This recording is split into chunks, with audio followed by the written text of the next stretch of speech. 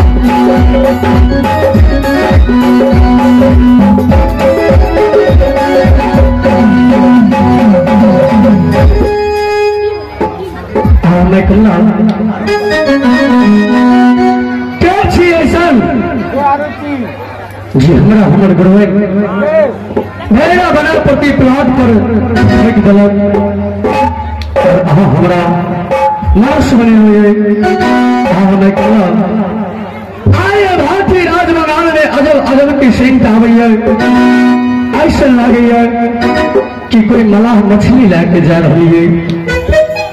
बेटा नटुआ सामने देखा मैं कमला बोले तेरे सामने प्रकट था बेटा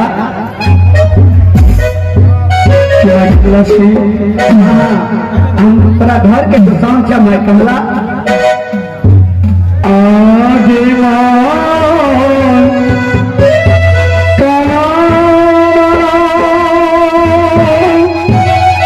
बेटा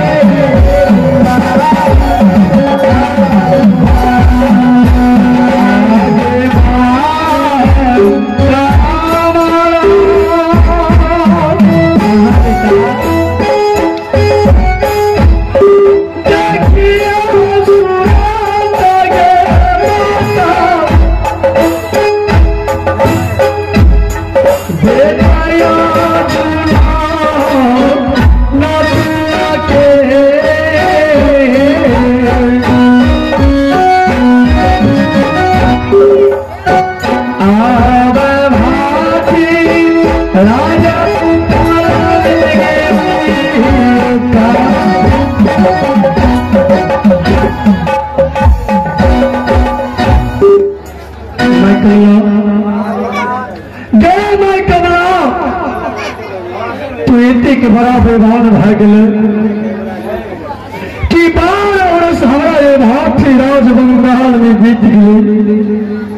मैं कमला बेटा जय बेमान तू सपनों के रूप में बैठा नटुआ प्याल सिंह के दर्शन दे रही बेटा इतने दिन अगर तोरा दर्शन नहीं दिलिया था सन्मुख तोरा सामने में खड़ा छिया बेटा। माई कमला हाँ हाँ बेटा ये देख देख अपन बेटा नतुआ तू सोच के तोहर बेटा ये भाथी राज बंगाल में लकड़ी के समान भाग गेलो गे माई कमला नित्य प्रतिदिन तोरा हम पूजा करते रहियो। हाँ हाँ बेटा आज तू हमारा नजदीक अले ते सबसे पहले मैं कमला हमारा राज भरोड़ा के कुशल कही के सुनाओ कि राज भरोड़ा में केना हमारे बहनी सती भगवती आ रही कोना हमारे चाचा भीम सहनिया कोना हमारे नगर समाज के लोग बेटा नटुआ हाँ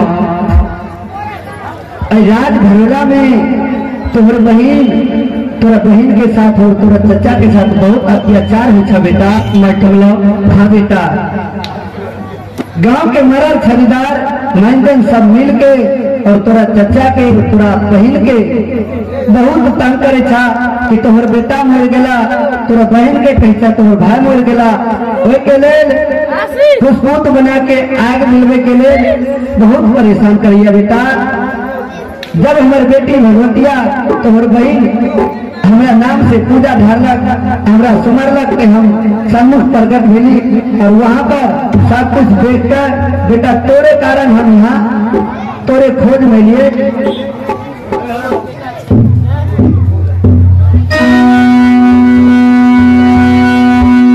आगे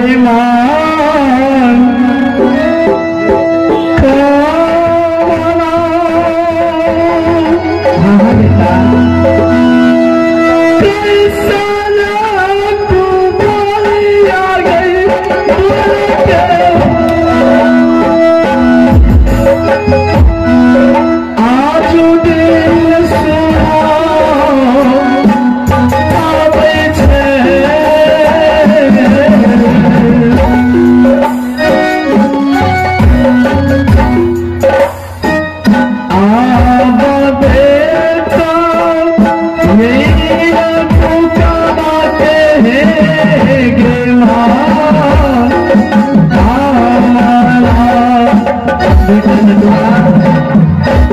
तो चिंता नहीं करो बेटा हम तोरे द्वारा लिए कि यहाँ से तोरा ला के देवा बेटा।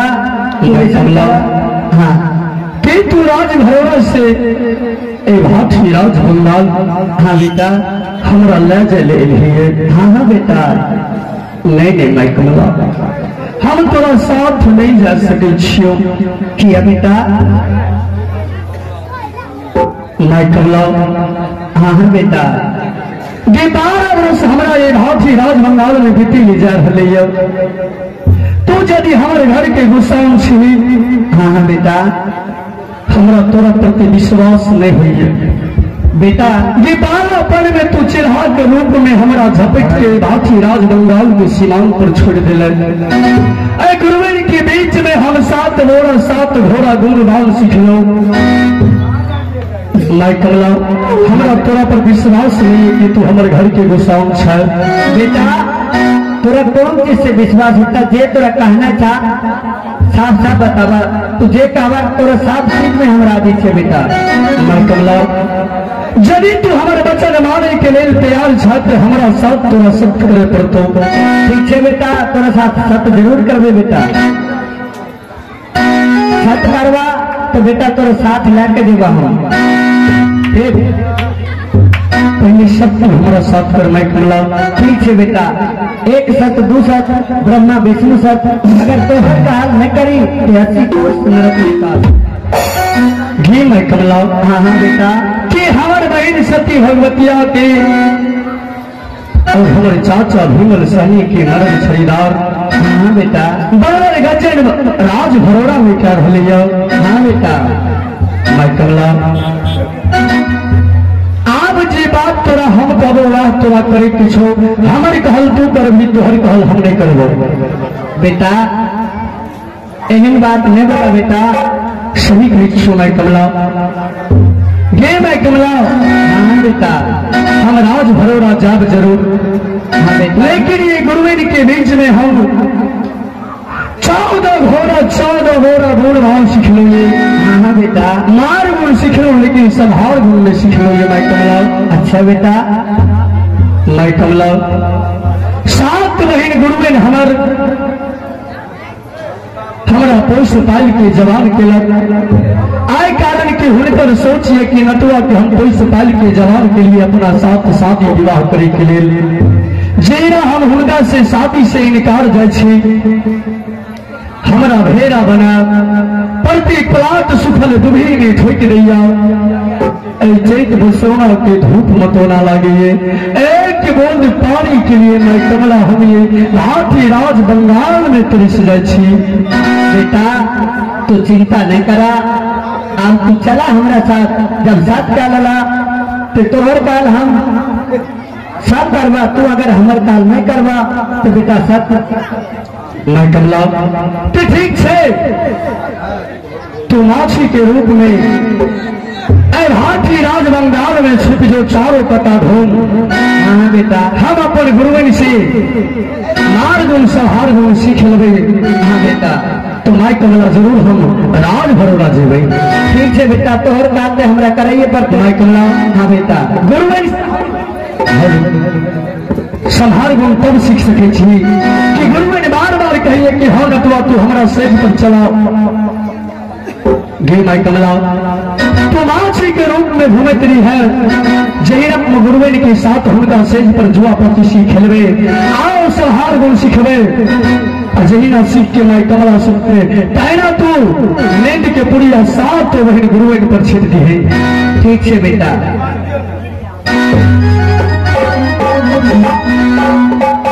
माँ कमला ये जय प्रकार से हम भेड़ा बना के ठोक रहा वह प्रकार से तू हमारा भेड़ा बना के ठोक दे। ठीक है बेटा, तू जना जना काबा हम तुम्हारी बात मानने के लिए तैयार है। आज से भेड़ा बना दे माता गई आओगे भेड़ा बना दे मैयोगे साथी कमला आज देना ना तू आ देना